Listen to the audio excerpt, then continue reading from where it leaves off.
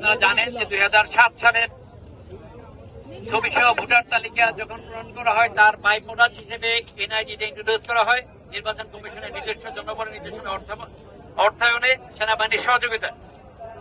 সেই বাস্তবতা থেকে শুরু করে ধাপে ধাপে নির্বাচন কমিশন এই এনআইডি কে আজকের পর্যায়ে নিয়ে এসেছেন, যেটা জানেন সারা বাংলাদেশে সকল মুখ্যমন্ত্রীর কাছে এই এনআইডি একটি অত্যন্ত অত্যাবশ্যকীয় গুরুত্বপূর্ণ ডাটাবেস হিসেবে পরিগণিত হয়েছে।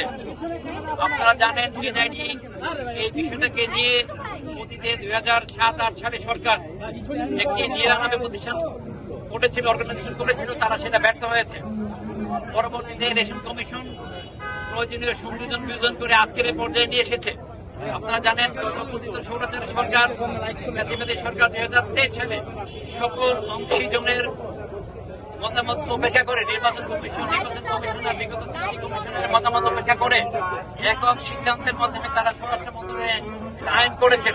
সেই আইনকে বাতিল করার জন্য সেই আইন বাতিল করে ইসিকে আমাদের ইলেকশন কমিশনের পূর্বাবস্থায় ফেরত নেওয়ার জন্য আজকের এই দাবিতে এখন আপনাদের সাথে বক্তব্য রাখবেন আমাদের নির্বাচন যে আজকে কর্মসূচি, এই কর্মসূচিতে এখন বক্তব্য রাখবেন আমাদের নির্বাচনী প্রশিক্ষণ ইনস্টিটিউটের মান্যবর মহাপরিচালক জনাব মোহাম্মদ আসাদুজ্জামান স্যার। এরপর আমাদের আহ্বায়ক মহোদয় বক্তব্য রাখবেন।